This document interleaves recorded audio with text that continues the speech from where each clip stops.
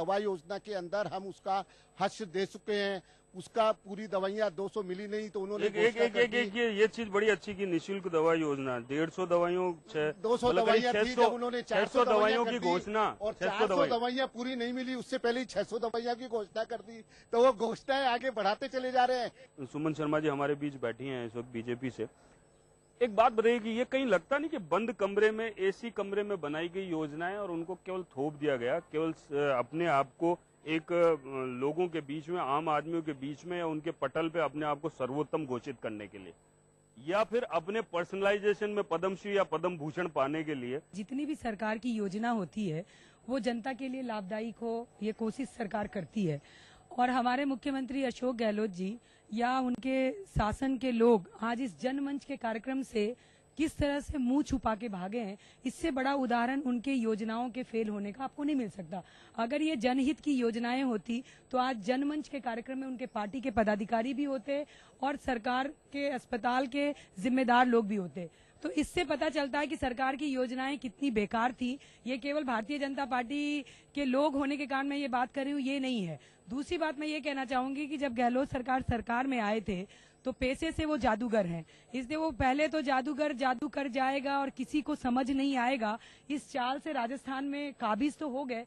जनता के बीच में उम्मीदों के बादल और उम्मीदों के जो एक उमंग होती है वो जगा तो गए, लेकिन जैसे ही वो अपने कार्यकाल के 5वां साल पूरा करने जा रहे हैं और सरकार अब संदेश यात्रा लेके जो पार्टी के लोग निकले हैं, कांग्रेस के लोग, अब पता चलेगा इस संदेश यात्रा में जो हजारों मरीज हैं, हजारों जनता है जो एसएमएस की इस दुर्गति को, जहां कभी नॉर्थ इंडिया में इस अस्पताल की एक बहुत बड़ी भूमिका थी, पूरे नॉर्थ इंडिया से लोग यहाँ आते थे और आज ये आलम है कि राजस्थान के लोग इस अस्पताल से मुंह मोड़ रहे हैं। इस अस्पताल की गुडविल इतनी अच्छी थी कि सब लोग आते थे, पर आज ये आलम हो गया। बड़ी बड़ी फ्लैगशिप योजना लेके घोषणा करने वाले मुख्यमंत्री खुद के कमर में दर्द हो तब तो बॉम्बे इलाज कराने जाते हैं, पर राजस्थान के अस्पताल में एसएमएस में अपना ट्रीटमेंट नहीं कराते हैं, पर जनता को मुफ्त दवा के नाम से, क्योंकि मुफ्त दवा तो उन्होंने कर दी चालू, परंतु दवा मिलावटी दवा के लिए कुछ नहीं किया। पेट दर्द के लिए, माथे दर्द के लिए भी एसएमएस में लोग आएंगे, तो छोटे से अस्पताल में क्या करेंगे? तो इस तरह से पूरी एक अच्छे अस्पताल का सत्यानाश करने की जिम्मेदारी हमारे मुख्यमंत्री ने ली। और एक व्यक्ति को, जो मैं नाम नहीं लेना चाहूंगी, जिनको होल सोल बना के इस चिकित्सा विभाग का इंचार्ज बना के डॉक्टरों को तो चोर साबित कर दिया, स्टाफ को तो चोर साबित कर दिया, और खुद ईमानदार की मूर्ति बन के जिस तरह से पहले तो डॉक्टरों के यहाँ एमआर की भीड़ रहती थी, अब हमारे, मैं नाम नहीं लूंगी, आप लोग समझ रहे होंगे, उनके यहाँ लंबी कतार लगी हुई है। तो ये चीजें क्या हो रही है? इधर का माल उधर जाने की चेष्टा है, नौटंकी नाटक के सिवा कुछ नहीं है। और ये सरकार का आप देखिएगा, मैं इससे बड़ा उदाहरण मैं कह रही हूँ ना कि आज मुंह छिपाते हुए हमारे कांग्रेस के पदाधिकारी, हमारे महकमे के डॉक्टर लोग आज क्यों नहीं सामने आ रहे हैं? एक सुपरिटेंडेंट है, 5 उपाध्यक्ष है एसएमएस में, किसी की जवाबदेही नहीं है। ये क्या देंगे? किसी की जवाबदेही क्या देंगे? सरकारों के को उठाने की ही उनकी केवल जवाबदेही है कि लाल बत्ती की गाड़ियों को उठाएं और उसी के बाद आम आदमी के लिए सोचा ही नहीं जाए। नहीं, ऐसा कुछ वो इसलिए होता है कि जब राज्य का मुखिया की जो नीति होती है वो सर्वस्पर्शी नहीं होगी, तो डॉक्टर लोग भी अपनी अकाउंटेबिलिटी या नर्सेज अपने अकाउंटेबिलिटी को कैसे करेंगे? यहाँ पे प्यारेलाल जी बैठे हैं, मैं उनके पास आना चाहता हूँ, राजधानी नर्सिंग से। प्यारेलाल जी, बहुत दिनों से कवायद चल रही है नर्सिंग डिपार्टमेंट और इस हॉस्पिटल सरकार के बीच में, बड़ी जिद्दोजहद चल रही है, कहीं भूख हड़तालें, ये वो, क्या वो सारी चीजें आम आदमी भोग रहा है सर? न तो डॉक्टर भोग रहे हैं, न कोई और भोग रहा है, न सरकारें भोग रही है। वो आम आदमी जो कहीं न कहीं अपने इलाज के लिए, अपने आप को स्वस्थ करने के लिए इस हॉस्पिटल में आता है, और जब यहाँ की स्थितियां देखता है तो वो ये सोचता है कि मैं कहाँ नर्क में आ गया हूँ। ऐसा क्यों? वर्तमान परिस्थिति में हम देखते हैं तो यहाँ का परिस्थिति एकदम चेंज है।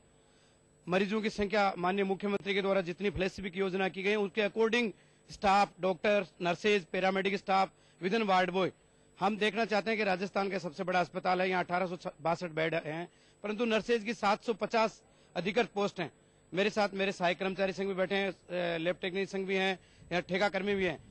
आम लोगों की जो सुविधा इस अस्पताल में मिलनी चाहिए वो वर्तमान परिस्थिति में नहीं मिल रही है। सरकार की योजनाएं अच्छी हैं, परंतु उसको जो मॉनिटरिंग जो बीच के अधिकारी हैं वो एकदम नकारा है। और मैं सरकार के मुखिया के नाते माननीय मुख्यमंत्री से आपके माध्यम से अपील करता हूं कि राजस्थान का अस्पताल सवाई मानसिंह पूर्व में बहुत इसकी अच्छी छवि थी, वर्तमान परिस्थिति में इसकी छवि जो धीरे धीरे गिरती जा रही है, और आम जनता में जो एक विश्वास था कि चाहे गांव से जैसलमेर हो, चाहे लास्ट यहाँ धौलपुर में हो, राजस्थान भौगोलिक परिस्थिति बहुत बड़ा प्रदेश है और हर आदमी की इच्छा रहती है कि हम सवाई मानसिंह अस्पताल में जाके यहाँ इलाज लें, परंतु जो इलाज उनको मिलना चाहिए था, आज एक बुखार दर्द के सुमन जी जैसा कहा, जयपुरी अस्पताल बहुत बड़ा है, सिटी हॉस्पिटल जितने अस्पताल हैं, अगर इन अस्पतालों में आज हम यहाँ बेड नहीं मिलते हैं, इन अस्पताल हमने एक बार सरकार को एक मैसेज भी दिया था कि साथ एक यूनिट यहाँ अस्पताल में आप 3 यूनिट बदर डिस्ट्रिक्ट के जितने अस्पताल है उनमें इनको ट्रांसफर कर दीजिए, तो मरीज को अच्छा डॉक्टर मिलेगा, अच्छा बिस्तर मिलेगा, अच्छा उसको रहने के मिलेंगे। परंतु सरकार की क्या पॉलिसीज हैं, पूर्व में जो अस्पताल का जो स्वरूप था, जो उसकी ख्याति थी, उसको पुनः लौटाने में यहाँ के चिकित्सा अधीक्षक जो बहुत अच्छे भले व्यक्ति हैं, परंतु सरकार के जो फ्लैगशिप योजना है उनमें पूरे संसाधन नहीं मिल रहे हैं, इसलिए टोटली फेलियर होने जा रही है। आप रेजिडेंट डॉक्टर्स हैं, आप सब जगह रहते हैं, सारी चीजें रहती है, क्या आपको लगता है कि कहीं ट्यूनिंग बैठ पाती है इन रेजिडेंट ये ठेकेदारों और आप लोगों के बीच में? नहीं, कोऑर्डिनेशन तो ये लोग काम बहुत अच्छा करते हैं और हम रेजिडेंट्स के साथ तो ये बिल्कुल छोटे भाई की तरह रहते हैं। हम तो मतलब 50 से 60% काम ही इन लोगों से करवाते हैं, बल्कि समझाते हैं अटेंडेंट को कि देखो ये ट्रॉली खींच कर लेके जाएगा, ये जगह बताएगा, इनके बिना हमारा काम चलना ही संभव नहीं है। लेकिन चूंकि इनकी समस्याएं हैं, इनकी समस्याओं को देखकर हमें भी अपने आप में फील होता है कि वास्तव में इनकी समस्याएं जेन्युइन है। हालांकि रेजिडेंट्स का कोऑर्डिनेशन इनके साथ अच्छा रहता है, ये वार्ड्स के अंदर पूरा सहयोग करते हैं, इनको मालूम रहता है ईसीजी कहाँ है, सीटी स्कैन कहाँ है, एक्सरे कहाँ है, फिटनेस कैसे करवानी है, वरना तो रेजिडेंट्स का कार्य करना है। आम मरीज के साथ कैसा कोऑर्डिनेशन रहता है? आम मरीज के साथ भी ये कोशिश करते हैं, लेकिन जैसा कि विक्रम ने बताया, प्रॉब्लम यह है कि एक आदमी 50 की भर्ती होगी तो एक लड़का कैसे काम करेगा? एक वार्ड के अंदर 2 ट्राली है, एक वार्ड बॉय है और उस दिन 50 मरीज भर्ती हुए तो उसके लिए वो संभव नहीं है। और ऐसे के अंदर वो जो कार्य करते करते अगर किसी प्रकार से एकदम मानसिक स्थिति उसकी ऐसी हो जाए कि उसको इरिटेशन हो जाए, अपने अंदर एजिटेशन पैदा हो जाए और थोड़ा बहुत कहीं विषम परिस्थिति पैदा हो जाती है कभी कभी इस तरह की, लेकिन फिर भी ये लोग बहुत मेहनत करते हैं और मैं इनको तहे दिल से इनका जो है समर्थन करता हूँ कि इनका जो है व्यवस्था इनकी की जाए। तो ठेके पे चलने दिया जाए, आप जिस तरीके से आप बता रहे हैं चलने की बात नहीं, व्यवस्था क्या चलाए, ठेके पर चलने दिया जाए, परमानेंट करे, इनके अंदर सुरक्षा की भावना पूरी होनी चाहिए। इनको जो है आर्थिक रूप से सुरक्षित महसूस करें ये लोग। हमारा जो एथिक्स है, हमारी फ्लोरेंस नाइटिंगेल जो इसकी नर्सिंग व्यवसाय की जन्मदात्री है, वो उसका ये एथिक्स है कि मरीज एक तरह से हमारे लिए भगवान का रूप होता है और उसके लिए इलाज में एक चिकित्सा परिवार जिसमें कि doctors, nursing staff, other staff, sweeper, ward boy, ये चिकित्सा एक परिवार कहलाता है। उसमें औरों का योगदान होता है, लेकिन नर्स का एक महत्वपूर्ण योगदान होता है। पेश है जादू। पापा, जादूगर से बोलिए ना कि केबल के सिग्नल्स को ठीक कर दे। आ गया और देता हूँ एक आवश्यक सूचना तुम्हें और तुम्हारे केबल ऑपरेटर को। जी हाँ, सरकार ने डिजिटाइजेशन प्रक्रिया शुरू कर दी है और 31 मार्च 2013 से इन 15 राज्यों के 38 शहरों में ये प्रक्रिया लागू हो रही है। इसलिए सेट टॉप बॉक्स लगाना हो गया है अनिवार्य। सेट टॉप बॉक्स से मिलेंगे डिजिटल सिग्नल, जिससे सभी चैनल्स की क्वालिटी होगी बेहतरीन। इसलिए आज ही अपने केबल ऑपरेटर को बुलाओ और सेट टॉप बॉक्स लगवाओ। डिजिटाइजेशन अपनाओ, ढेरों फायदे पाओ। देख देख देख, दर्शन! अरे अरे अरे, दर्शन! ओए ओए ओए, दर्शन! जल्दी मचाकर, ट्रैफिक रूल को न मानकर और हेलमेट न पहनकर आप स्टाइल नहीं देते हैं, बल्कि खतरा उठाते हैं और कई बार इसकी कीमत भी चुकाते हैं। बाइक यातायात के लिए है, स्टंट के लिए इसका इस्तेमाल भारी पड़ सकता है। 2 पहिया के हैं 2 नियम, सावधानी और संयम। सड़क परिवहन और राजमार्ग मंत्रालय द्वारा जनहित में जारी। 1500 सीसी का इंजन है, 100 PS पावर। माइलेज कितना देती है? 5.8 किलोमीटर पर लीटर। ब्रिलियंट यार, लेकिन ये तो वही बात हो गई ना कि मैं चिप्स भी खाऊं और मेरा वेट भी लूज हो जाए। It's true. The advanced ID.Tech diesel engine from Honda is the most powerful in its class and also gives the best mileage in the country. Coming soon in the new Honda Amaze. आ गए आप? अच्छा चलिए मैं आपको एक hint देता हूँ। Most entertaining dancer. तू गा, मैं उसको ढूंढ रहा हूँ तो तेरे को यहाँ लेके आया था। The only Grammy winner from our country। और सोच रहे हो गया मस्ती और एंटरटेनमेंट का बिग डोज। नहीं मैं देखूंगा। Rajasthan big entertainment award. कौन जीतेगा यार? And the award goes to 13 अप्रैल शनिवार रात 9 से 11 सिर्फ ETV राजस्थान पर। Brought to you by Zafri Pan Masala, powered by Unique Builders in association with नमस्कार सलाम, मैं हूं आयुष्मान खुराना। मैं हूं रोहन सिप्पी। आप देखिए खास बातचीत मेरी और रोहन सिप्पी की ऑन द शो नौटंकी साला, ओनली ऑन ईटीवी। नौटंकी साला। बेसिकली कहीं ना कहीं आपकी जो जुड़ाव है, जो आपका जुड़ाव है हॉस्पिटल से, उस जुड़ाव में कहीं आपको लगता है कि वाकई में आप वो सुविधाएं या वो सारी बातें नहीं रही है या कहीं सुनवाई नहीं हो रही तरीके से, क्या कहना चाहते हैं? पिछले 15 वर्षों से मैं लगातार यहाँ काम कर रहे हैं, लेकिन इसके अंदर ये होता है कि आज एक बेलदार 350 रुपए पर डे अपने घर लेके जाता है। आज सवाई मानसिंह चिकित्सालय में जो वार्ड बॉय, सफाई कर्मचारी, trolley man, computer operator, ECG technician जो लगे हुए, एक बेलदार से भी कम, यानी 100 रुपए से 125 रुपए तक लेके जाता है। तो जब वो खुद का परिवार ही सही तरीके से नहीं चला सकता तो मरीजों की सेवा कैसे बेहतर कर पाएगा। दूसरी बात यह सर, आज सवाई मानसिंह चिकित्सालय में कम से कम 4000 मरीज भर्ती है। उन 4000 मरीजों पर 200 वार्ड बॉय। इसी वजह से हमारे अंदर ये होता है। अभी हमने 10 दिन तक कार्य बहिष्कार किया। हमारी सिर्फ इतनी मांग थी कि हमें एक सम्मानजनक वेतन दिया जाए, लेकिन उसके अंदर भी प्रशासन ने यही कहता है कि साहब हम क्या कर सकते हैं इसके अंदर। हमने लेबर कोर्ट में भी केस किया, उसके अंदर ये लेबर कोर्ट वालों ने कहा कि हम न्यूनतम हमने फिक्स कर रखा है, लेकिन अधिकतम आप कितना भी दे सकते हैं, क्योंकि हम संक्रमित जगह काम करते हैं। दूसरा ये है कि हम जिस पद पे काम करते हैं उसी पद पर एक परमानेंट कर्मचारी या एक आरएमआरएस के थ्रू एक कर्मचारी काम करता है।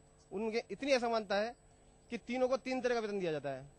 एक कॉन्ट्रैक्ट कर्मचारी को 3000 रुपए, आरएमआरएस वाले को 4500 रुपए, 6000 रुपए, इसके अलावा परमानेंट कर्मचारी 18000 रुपए लग जाता है। उसके बाद उसको सारी सुविधाएं मिल रही है, साबुन, तौलिया, जो संक्रमित होते हैं उनको टीके वगैरह सब लगते हैं। और जो कॉन्ट्रैक्ट कर्मचारी है उनके साथ इतना असमानता हो रही है कि ना तो उनको कोई सुविधा दी जा रही है, ना ही किसी प्रकार का उनके साथ कोई लगाव लगाया जा रहा है। चलिए अजय भट्ट जी के पास आना चाहता हूँ। चिकित्सा विभाग अति संवेदनशील जगह है और आज यहाँ स्थिति ये है कि जितने परमानेंट स्टाफ है उसके बराबर या उससे थोड़े कम कॉन्ट्रैक्ट पर कर्मचारी लगे हुए हैं। तो उन कर्मचारियों के हितों का सरकार द्वारा भी कोई ध्यान नहीं दिया जा रहा है और प्रशासन द्वारा भी कोई ध्यान नहीं दिया जा रहा है। कॉन्ट्रैक्ट कर्मचारी जी जान से अपने पूरी मेहनत से यहाँ काम कर रहा है, उसके वेतन में बहुत असमानता है। प्लेसमेंट एजेंसियों से कर्मचारी लगाए हुए हैं, उनकी योग्यता में और सरकार द्वारा जो संविदा पे आदमी रखे जा रहे हैं उनकी योग्यता में बहुत असमानता है। संविदा पे लगाए हुए कर्मचारियों को प्राथमिकता दी जा रही है और यहाँ जो कर्मचारी लगे हुए हैं उन्हें किसी प्रकार की प्राथमिकता नहीं दी जा रही है। इससे कर्मचारियों मैं आपके पास वापस आऊंगा, उससे पहले देवेंद्र भारद्वाज जी के पास आना चाहता हूँ। यहाँ पे देवेंद्र भारद्वाज जी, एक छोटी सी चीज मैं आपसे जानना चाहता हूँ, क्या अब मतलब बड़ा अजीब सा सुनने में आता है कि हॉस्पिटल ठेके पे, काम करने वाले ठेके पे, ये प्रोफेशन भी अर्थवाद के अंदर उलझ गया कि नहीं पैसा कमाना है जैसे किसना, बाकी छोड़ो। जिस तरीके से ठेका प्रथा चल रही है ये तो एक भ्रष्टाचारी है, इसे एक भ्रष्टाचारी का नाम देंगे। मेरे को लगता है शायद सरकारी ठेके पे आई है, लेकिन फिर भी जो चल रहा है हमारे साथ जो हो रहा है, हमारा ये शोषण हो रहा है, हमारा इस तरीके से भ्रष्टाचार तरीके से कमीशनबाजी खा करके तरीकों को ठेके पे दिया जाना, जजेज जिसको निरस्त कर देना, जजेज इसको ले लेना मना करने के बावजूद।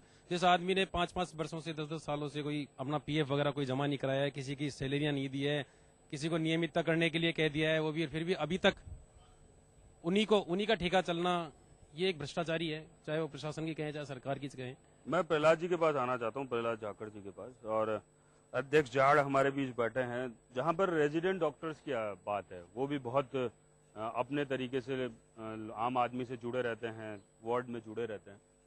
लंबे समय से अब रेजिडेंट डॉक्टर भी उखड़ने लगे हैं एसएमएस हॉस्पिटल के, वो भी अब कहीं ना कहीं नारेबाजी में कन्वर्ट होते जा रहे हैं, नारेबाजी उनकी सुनाई देने लगती है। जो अभी जो सरकार की जो सारी योजनाएं और ये आ रही सब कागजों पे आ रही है, बिना इंफ्रास्ट्रक्चर, बिना मैन पावर बढ़ाए हुए, और ये चीजें आ रही है। अब जब तक आप एक एसी के रूम में बैठ के आप योजना बना देते हो, उसको इम्प्लीमेंट करने के लिए आपने कोई इंफ्रास्ट्रक्चर डेवलप नहीं किया, पेशेंट भी बढ़े हैं, पेशेंट बढ़ने के बाद अब रेजिडेंट वो हैं, स्टाफ वो है, नर्सिंग स्टाफ, सुविधाएं देख के नाम सुन के एक बार तो पेशेंट आता है कि ऐसी सुविधाएं चल रही, वो आएगा, उसको टाइम पर वो ना वार्ड बॉय मिलेगा, ना नर्सिंग स्टाफ टाइम पे इंजेक्शन लगाने को मिलेगा। फिर वो सारा गुस्सा रेजिडेंट डॉक्टर पे आता है, क्योंकि रेजिडेंट डॉक्टर उसको इमरजेंसी में अटेंड करता है, उसको वार्ड्स में अटेंड करता है, और रेजिडेंट डॉक्टर और नर्सिंग स्टाफ ये बहुत करीब रहते हैं मरीज को। अगर कोई चीज कमी है, किसी भी संसाधन की कमी है, तो वो सारी रेजिडेंट और इन्हीं को पेश करनी पड़ती है। बड़ा दुख इस बात का होता है, आपने अच्छी योजनाएं बनाई, बहुत अच्छी है, लेकिन जब अगर अव्यवस्था में गरीब मरीज का अविश्वास उठ जाता है इतने बड़े अस्पताल से, वो आया कि मेरी बहुत उम्मीद है कि एसएमएस में जाते मेरी बीमारी का इलाज हो जाएगा, लेकिन यहाँ और नाम सुन के कि योजनाएं चल रही है, यहाँ जो अव्यवस्था और जो भीड़ की वजह से संसाधनों की कमी से उसको धक्के खाने पड़ते हैं, तो उसका एक कहीं ना कहीं उसको मॉरली डाउन हो जाता है वो। मैं यहाँ पर वापस देवेंद्र जी के पास आ रहा हूँ। देवेंद्र जी, हाँ, हम इतने संक्रामित रोगों में रहते हैं और स्टाफ में डॉक्टर्स हैं और जितने भी कर्मचारी, हमें उन सबका साथ देना, हमें मरीजों के साथ इतनी सहानुभूति से रहना होता है कि हमारी कोई सीमा नहीं होती उसके साथ रहने के लिए। हमें उसका इतना सहयोग करना होता है, इतना सहयोग, क्योंकि वो आती हमसे पूछता है। दूसरा, इस SMS हॉस्पिटल में कंप्यूटराइजेशन है, सारा सिस्टम, एडमिशन होता है कंप्यूटराइजेशन से, डिस्चार्ज भी कंप्यूटर से होता है। किसी भी जरिए से हर कंप्यूटर से होने वाला, या वार्ड बॉय कर्मचारी का या स्वीपर का, हर कर्मचारी का जिस तरीके से जो भी ठेका कर्मी है या कैडर जो हमारा दे रखा है इन्होंने, इसमें 5-5 महीने में इनका सैलरी मिलना, इस संक्रामक रोग में रहते हुए सारे सबको कोऑपरेट करने के बावजूद भी ये चीज हमारे साथ कोई भी किसी तरीके की कोई हानि या कोई किसी भी तरीके का हो तो चोर भी हम ही बनाया जाता है। कोई भी बात हो, सारे सिस्टम प्रशासन में भी हमें चोर बनाया जाता है, जबकि 2-2 हजार रुपए सैलरी, 3-3 हजार रुपए सैलरी, 15-15 वर्षों से यहाँ काम कर रहे हैं। लेकिन इस ठेका प्रशासन, जब तक ये ठेका चलेगा तब तक शायद ना तो मरीजों का असंतोष सही हो पाएगा, ना ये कर्मचारी को संतोष नहीं। अभी हमारे बीच में प्रवक्ता कांग्रेस अर्चना शर्मा जी जुड़ी हैं। चलिए, हमने बड़ी देर पहले ये बात करी थी कि न तो प्रशासन की तरफ से न सरकार की तरफ से हमारे साथ कोई जुड़ नहीं पाया था, परंतु अभी वो जुड़ी हैं। आम आदमी जब इस हॉस्पिटल में आए और इस हॉस्पिटल में आने के बाद वो ये निराशा महसूस करें कि सूबा राजस्थान के सबसे बड़े हॉस्पिटल में आया हूँ और यहाँ पर ये सारी विसंगतियाँ पाई जा रही है, तो उसके पीछे क्या है? SMS हॉस्पिटल में विसंगतियाँ ही हैं, सिर्फ ये कहना भी गलत होगा। राजस्थान का सबसे बड़ा हॉस्पिटल है और सबसे ज्यादा पेशेंट्स यहाँ आते हैं और यहाँ पर सुविधाएं भी मिलती है, इसीलिए आता है व्यक्ति यहाँ। तो ये बात आपकी ठीक है, प्रेशर इस पर ज्यादा है, आबादी का प्रेशर है और लोगों का विश्वास भी है कि SMS हॉस्पिटल जाएंगे तो निश्चित रूप से ठीक होकर के आएंगे, तो ये एक विश्वास उनको यहाँ खींच करके लाता है। तो जब ज्यादा प्रेशर हो और उसकी वजह से आपने देखा कि सरकार ने भी योजना बनाई है कि इसके इंफ्रास्ट्रक्चर को बढ़ाया जाए। आगामी समय में इसके लिए अलग से विस्तार करने की योजना है, संसाधनों को और भी बढ़ाया जा रहा है, डॉक्टर्स को भी अलग से डेप्यूट करने का प्रयास चल रहा है, अभी नियुक्तियां भी होंगी। ठेका कर्मियों की जो बात है उस पर भी आपने देखा कि मुख्यमंत्री महोदय की मंशा की जो संविदा पे कार्यरत हैं उनको रेगुलर करने के लिए एक प्रोसेस अपना करके उनको प्रायोरिटी देने का प्रयास है कि उनको बोनस मार्क्स दिए जाए। तो सभी प्रयास जो किए जा रहे हैं अपने स्तर पर इस हॉस्पिटल को गुणवत्ता देने के लिए किए जा रहे हैं, क्योंकि जब भी सरकार को योजना बनाती है और वो भी जन कल्याण के लिए बनाती है तो मुख्य मुद्दा है कि उसको स्थायी बनाया जाए, टिकाऊ बनाया जाए।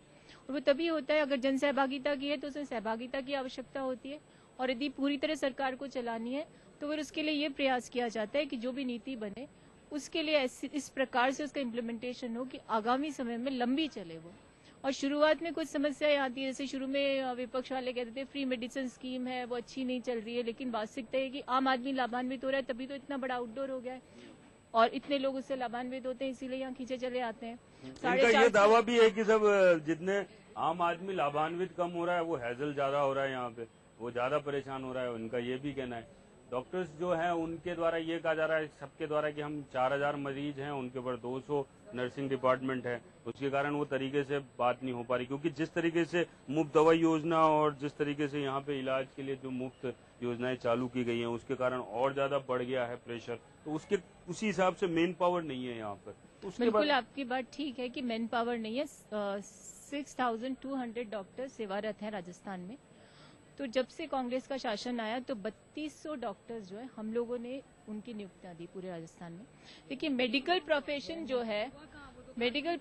जो है उसमें जो सबसे बड़ी बात होती है वो ये है कि बिल्कुल वही बात मैं आपको बता रही हूँ कि ये जब हम मेडिकल की पढ़ाई करते हैं तब हम ओथ लेते हैं कि हम लोग इस प्रोफेशन में मॉनेटरी जो बेनिफिट्स हैं उसकी जगह हम इसको पायस मानते हैं और उसके आधार पर हम सेवा देंगे। लेकिन हो क्या रहा है कि कुछ डॉक्टर्स जो हैं वो कई जगह जो पैकेज मिलता है तो दूसरे हॉस्पिटल्स में चले जाते हैं। सुमन जी, सत्ता में जब पार्टी होती है उस पर आक्षेप लगाना बहुत आसान है, लेकिन आप भी रह चुके हैं यहाँ पर, लेकिन आपके समय तो यहाँ कोई व्यवस्था ही नहीं थी। फ्री मेडिसिन की योजना हमारी लाई हुई और उनके लिए भी जो वोट नहीं देते जो मुंह के उनके लिए भी हम लाए। लेकिन मेरी बात कंप्लीट होगी तभी तो बात उंगली डॉक्टर पे उठा सकती है जो सरकार की गुडविल सही हो। जब सरकार ने अपनी गुडविल खत्म कर दी, जैसे डॉक्टरों की नियुक्ति की बात आप कही, नियुक्ति डॉक्टरों की कागजों में हुई, अस्पताल में बिल्कुल नहीं हुई, कोई डॉक्टर है ही नहीं। 67 की मैं बात करूं, जब में और आज में नर्सिंग सेवाओं का भी और SMS का जो स्तर गिरा हुआ है वो शायद सोचा भी नहीं जा सकता था कि इस स्तर तक जा सकता है। इसमें पूर्ण रूप से दोषी नर्सिंग समाज भी है और उसकी मजबूरियां हो सकती है और प्रशासन भी है, और चूंकि प्रशासन और इनको सबको सरकार देखती है, तो उसका सरकार का जो ऑब्जर्वेशन है वो बिल्कुल निश्चित रूप से बराबर रहना चाहिए। अस्पताल में ऐसे में इसमें खास तौर से डिपार्टमेंट्स खोल दिए जाते, जबकि होना चाहिए ये कि प्रशासन कोई भी एक अलग स्पेशलाइज्ड डिपार्टमेंट खोले तो उसके लिए प्रस्ताव सरकार को भेजे और सरकार उसमें स्टाफ और इक्विपमेंट्स और सब प्रोवाइड करे, तभी वो डिपार्टमेंट खुलना चाहिए। विपरीत उसके होता यह है कि प्रशासन डिपार्टमेंट खोल देता है और वो जो स्टाफ है उसको इधर से उधर से दूसरी तरफ से लगा करके और वो डिपार्टमेंट को रन करते हैं। अल्टीमेटली नुकसान मरीज का होता है। स्टाफ वही रहता है और स्टाफ को बांट दिया जाता है 10 जगह, तो वो सेवा नहीं मिल पाती।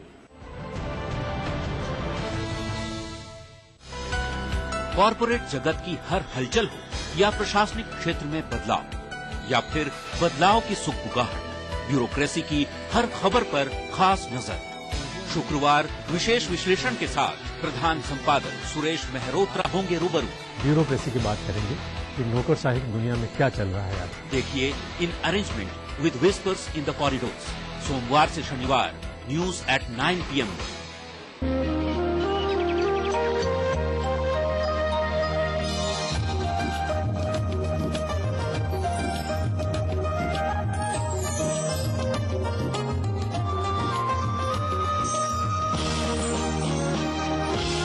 कृतज्ञ राष्ट्र का किसानों को पेश है नई हंस नो प्योर हर्बल क्रीम। इसके प्योर हर्ब्स गोरापन लाएं, कील मुहां से जड़ से मिटाएं। हंस नो, 40 वर्षों का विश्वास अब आपके पास। राजस्थान की धरती ने ली है नई करवट, पहली बार हुई है स्वर्णिम युग की आहट। राजस्व में वृद्धि होगी रोजगार के संग संग, नए रिफाइनरी प्रोजेक्ट से आएंगे खुशियों के रंग। बचेगी खुशहाली, दुनिया बदलेगी, औरों की तरह सोना उगलेगी। 4 साल पहले राजस्थान सरकार के सामने बाड़मेर में रिफाइनरी की स्थापना एक चुनौती थी। केंद्र सरकार के सहयोग व मुख्यमंत्री अशोक गहलोत की सूझबूझ से संकल्प भरे नेतृत्व में राज्य सरकार ने इस चुनौती को युग परिवर्तन के अवसर में बदल दिया है। HPCL ने अगले 4 वर्ष में बाड़मेर में रिफाइनरी स्थापित करने का निर्णय लिया है। देश को तेल क्षेत्र में आत्मनिर्भर बनाने की दिशा में अपने इस अपूर्व सहयोग से राजस्थान बढ़ेगा विकास के सुनहरे पथ पर। रिफाइनरी की स्थापना से पेट्रोकेमिकल, पेट्रो इंजीनियरिंग और अन्य संबंधित क्षेत्रों में अनेक नए उद्योग भी स्थापित होंगे। इस उपक्रम से 4 लाख से अधिक लोगों को रोजगार के नए अवसर प्राप्त होंगे। तरक्की की ओर बढ़ते राजस्थान में बाड़मेर रिफाइनरी एक मजबूत जीवन रेखा बनकर इंदिरा गांधी नहर की तरह ही लोगों की तकदीर बदलने वाला वरदान साबित होगी। होगा अब हम सबका हर सपना साकार, नया राजस्थान छुएगा विकास के नए आयाम। इस सप्ताह थैलेसीमिया पे हमें जानकारी देंगी डॉक्टर प्रिया। माता और पिता यदि रोग वाहक है, यानी कि उनमें बीमारी के गुण तो हैं, लेकिन प्रकट में कोई लक्षण नहीं है, तो ऐसे में जो औलाद होती है उनमें से 25% संभावना यह होती है कि जो बच्चा जो है वह रोग से ग्रस्त हो। तो देखना ना भूलें यू मी एंड हेल्थ सिर्फ ETV राजस्थान पर।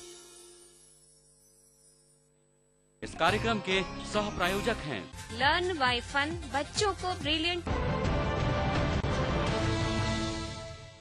अगर जो डॉक्टर की पढ़ाई करके जो आदमी आता है वो तो 5.5 साल के बाद मैडम से ही इस बात का जवाब क्यों न मांग लिया जाए कि उसकी तनख्वाह का स्तर क्या हो, उसको किस टाइप के भत्ते दिए जाएं। माननीय मुख्यमंत्री महोदय ने और चिकित्सा मंत्री महोदय ने घोषणाएं तो कई बार कर दी कि इनकी इंटर्नशिप 1 साल की कर देंगे, इनको ये भत्ते देंगे, लेकिन हकीकत में ये है कि जो इनको वो मोबिलिटी भत्ता दिया जा रहा था वो बंद कर दिया। 13,200 रुपए का जो भत्ता दिया जा रहा था वो आधे लोगों को दे रहे हैं, आधों के अंदर RPSC लगा रहे हैं। डॉक्टर्स का मैं डॉक्टर्स का रिप्रेजेंटेटिव होने के नाते ये चीज कहना चाहता हूं, चाहे कोई सी भी सरकार हो, हमें सरकार से कोई लेना देना नहीं, गवर्नमेंट चाहे बीजेपी की हो चाहे कांग्रेस की हो, लेकिन मैं डॉक्टर्स के प्रतिनिधि के तौर पे एक चीज कहना चाहूंगा कि डॉक्टर्स जो नए यंगस्टर्स आ रहे हैं वो तभी ज्वाइन करेंगे जब उनके सामने ऑफर्स अच्छे होंगे, और वो सर्विस भी तभी कर पाएंगे जब वो सेटिस्फाइड होंगे कि जो मैंने जितनी मेहनत की है उसके लायक मुझे मिल रहा है। नहीं तो आज प्राइवेट हॉस्पिटल्स इतने अच्छे अच्छे ऑफर्स दे रहे हैं, दूसरों के एग्जाम्पल नहीं दूंगा, मैं खुद का एग्जाम्पल दे रहा हूं।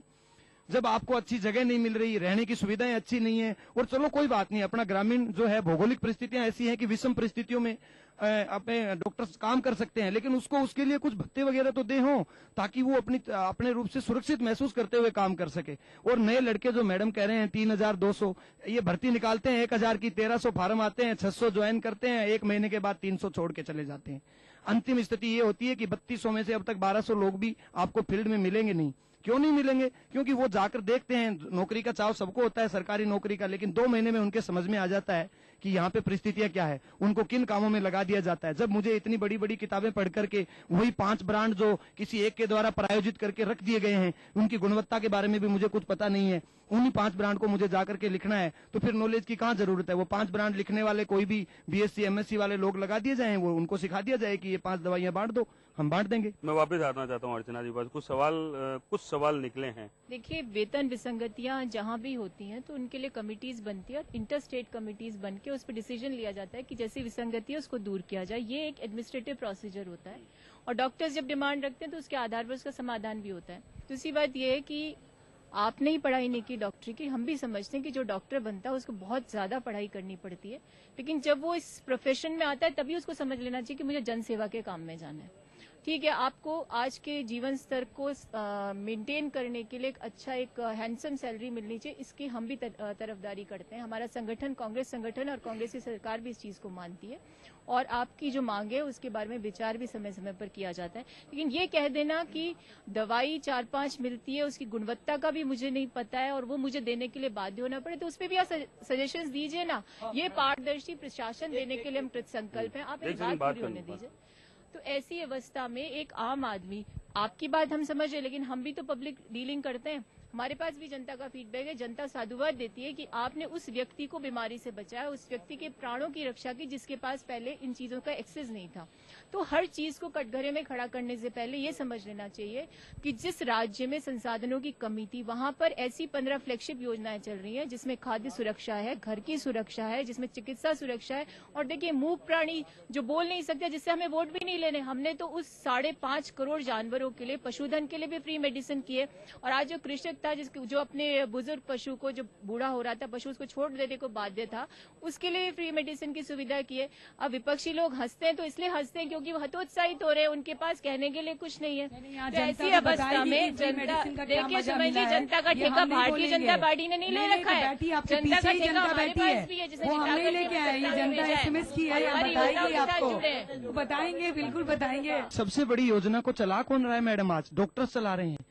आप एक बात बताइए, घर में जो सबसे ज्यादा मेहनत करता है उस बच्चे को पिताजी पुरस्कार देते हैं कि नहीं, जो फर्स्ट आता है? जब आप खुद कह रहे हो कि हमारी ये योजना फर्स्ट नंबर पे है, तो उसको पुरस्कृत करने के लिए योगदान देने वाले लोगों का ध्यान क्यों नहीं रखा जा रहा? ये जब से योजनाएं आई और ये CM साहब आए हैं, योजनाएं बहुत अच्छी है और हम भी इन योजनाओं में काम करना चाहते हैं, लेकिन अगर योजनाओं में कोई खामी है और उसकी जिम्मेदारी सरकार नहीं ले और बनाने वाले नहीं ले, डायरेक्ट कहते कि डॉक्टर मेडिकल ओथ से भटक रहे हैं। इस योजना की शुरू हुई तब से यही प्रचारित किया जा रहा है कि डॉक्टर इसमें कोऑपरेट नहीं कर रहे हैं, डॉक्टर मेडिकल ओथ को फॉलो नहीं कर रहे हैं। सरकार तो इतनी अच्छी योजनाएं बनाते हैं सर, डॉक्टर कोऑपरेट नहीं करते। नहीं, यहाँ कहीं तो मैं ये कहना चाह रहा हूं, कहीं एक चीज मैं यहाँ पे रोकना चाहता हूँ, शायद हो सकता है मैं आप लोगों के विरोध में बात कर रहा हूँ, कहीं डॉक्टर का पेशा अर्थवाद में नहीं उलझ रहा है? देखो, महंगाई का जमाना है और हर जगह कुछ आदमी मिलते होंगे कि वो बिल्कुल है तो इसको इकोनॉमिकली लेके चलते डॉक्टर पैसे को। मैं हर जगह कुछ आदमी होते होंगे, लेकिन आज मैं रूरल बैकग्राउंड से, मेरे बगल में बैठे डॉक्टर साहब, और मैं, हमारा सर्विस ये गवर्नमेंट सर्विस है, मेरा टारगेट गवर्नमेंट सर्विस करना है और मैं भी ये चाहता हूँ कि अच्छी योजनाएं गवर्नमेंट, जो गरीब जनता उसको फायदा मिले। लेकिन आप एनवायरमेंट तो दीजिए। आज एक डिमांड पूरी कराने के लिए 3-3, 4-4 साल संघर्ष करना पड़ता है। आप उनको तो सुधारिए, कमियां सुधारिए। अगर थोड़ा बहुत इकोनॉमी का प्रॉब्लम है, सैलरी 6-6 महीने नहीं मिलती है, ये तो बिल्कुल गलत है। चलिए, आपकी बात सही है। मैं विष्णुदत्त जी के पास आना चाहता हूँ। विष्णुदत्त शर्मा फार्मासिस्ट और पेंशनर्स की तरफ से बात करना चाह रहे हैं।